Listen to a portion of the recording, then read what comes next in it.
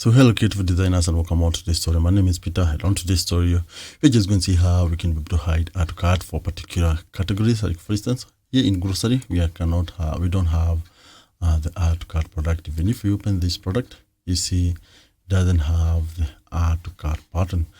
But when you just scroll down here, you find we have the category for juice. You find we have add to cart, and if you open on that product, you'll be able to see it has add to cart. The tutorial for today, we're just going to see how we can be able to hide add to cart for specific categories. And without further ado, let's just get introduction and I'll show you how.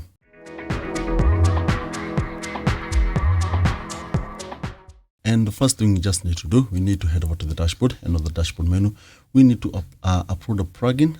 We need to install a plugin that will just help us to add our code snippet. I normally use code snippet. For me, it's just so easy for me. So what I just need to do here, I just need to come and search for code snippet. So I search for code here, but code snippet is a free code, and one code I can always recommend when you just want to add any function code or any CSS. It just help and assist to add those codes so easily. So I install the plugin. After active installation, after installation, now we activate the plugin. After successful activation of the plugin, now we'll be taken to the plugin dashboard here, and all you just need to do, you can use the one here, the snippets here, or you can head over to the dashboard menu, and you can see this button here for snippet. Just for on it and add new snippet. We just need to add a new snippet. Don't worry about it. I will include the link on the description where you can get the code. So all you just need to do, I just need to give a simple header. So I'll just call it for specific categories. I copy this one here. You can just give it the name you want. And now I just scroll down here, and here we have the code that we're going to install to use. So just copy this one here and paste it. Here we have the sneakers and we have the backpacks. These are the categories that I just added there for the purpose of the tutorial. So all you just need to do, the best way to add this is you just head over to your products here and open category, maybe in a new tab here. I just want to open it a new tab. I don't want to interfere with this code.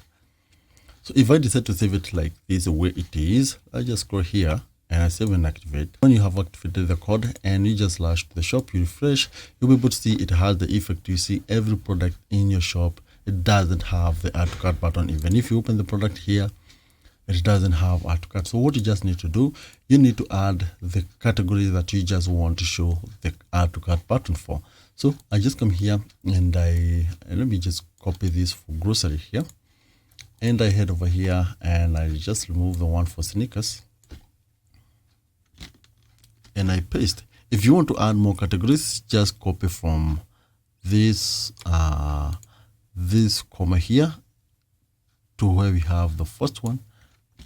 Copy and paste and paste it like that. So I have more categories. You can copy as more categories depending on how many you have, like that. I will try to include it on the code there so that people can be able to get it so easy. All you just need to do is in between these two semicolons, the one on top, just put your category title there, the one you copied here. And once you've done that, remember to save here. Now when you save, you just come back to the shop, you refresh, you find all the product on the grocery categories have now the add to cart button. But when now you head over to the juice category, it doesn't have. So my code worked like this. When the product category that you include on the code are the one will be having the add to cart button. The one that will not be included here, they wouldn't have the add to cart button. That's how you can be able to hide the space. That's how you can be able to hide add to cart button for your e-commerce website for free without installing even any plugin. But you find it's working well. So that's the tutorial for today. I hope you did learn something out of this story. If you did learn something out of this story, or you're new here, consider subscribing and hit the thumbs up for this tutorial. It will help YouTube to suggest this video to many people whom are in need of it. Till next time, thank you.